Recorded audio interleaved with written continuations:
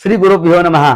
नमस्कार मित्रांनो, मी वेदमूर्ती देशमुख गुरुजी भाग्योदय ज्योतिष कार्यालयातून आपलं मनापासून मी स्वागत करतो.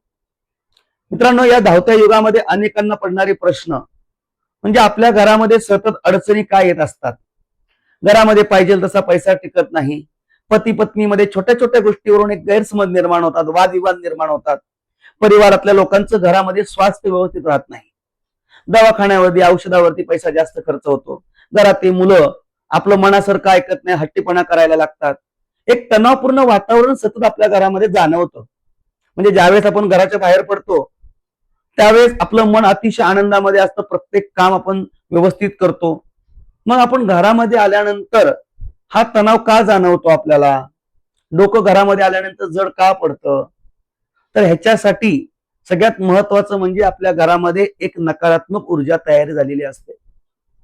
आता हे सगळ्या गोष्टीसाठी दरवेळेस वास्तुदोष कारण नाहीये. एक लक्षात ठेवा, आपलं घर कसं ठेवतो हे फार महत्वाचं आहे. म्हणजे आपल्या घरामध्ये सतत कचरा पडलेला असतो का हो? घर स्वच्छ असतं का? आपण सकाळी रोज देवपूजा करतो का? किंवा सूर्यप्रकाश तुमच्या घरामध्ये येतो का? आपल्या घरामध्ये आधी आपल्याला सकारात्मक ऊर्जा आणणं अत्यंत गरजेचं आहे. मी काही उपाय देतो, ते तुम्हाला काही दिवस करून पहा. नक्की तुमच्या घरामध्ये एक चमत्कारी बदल तुम्हाला जाणवेल. सर्वप्रथम सकाळी लवकर उठा. लवकर उठल्यानंतर आंघोळ वगैरे झाली की तुम्ही तुमच्या घराचं देवांचं पूजन करा. काही काळ आपला घरातला दरवाजा उघडा, सूर्यप्रकाश घरामध्ये येऊ द्या. उंबरा स्वच्छ पाण्याने पुसून घ्या. त्या उंबऱ्यावरती हळद कुंकू वाहा. आणि सगळ्यात महत्वाचं म्हणजे तुमच्या देवासमोर आपण तुपाचा दिवा लावला गेला पाहिजे. तुपाचा दिवा का लावायचा?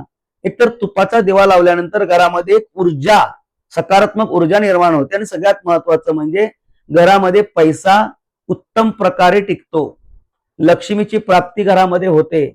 पैशाचा उगम घरामध्ये वाढतो. आणि आपल्याला येत असेल तर काही स्तोत्रांचं पठण करावं. गणपती अथर्वशीर्ष असेल, श्रीसुक्त असेल, रामरक्षा असेल, विष्णू सहस्त्रनाम असेल. जर आपल्याला येत नाही तर आपण युट्यूबद्वारे ते सगळं लावू शकतो. हे नाही काय होतं तर घरामध्ये एक वातावरण निर्मिती ते होतेच, परंतु आपल्या मुलांवरती उत्तम संस्कार त्या ठिकाणी होत असतात. आपल्याला ही माहिती आवडली असेल तर जास्तीत जास्त लोकांपर्यंत आपण हे व्हिडिओ पोचवा. ह्या चॅनलला फॉलो करा. आपल्या आयुष्यामध्ये अशाच येणाऱ्या अडचणींना आपण छोटे छोटे उपाय करून आपल्या आयुष्यामध्ये एक चमत्कारिक बदल घडून आणूया. जय श्रीराम, जय गुरुदेव.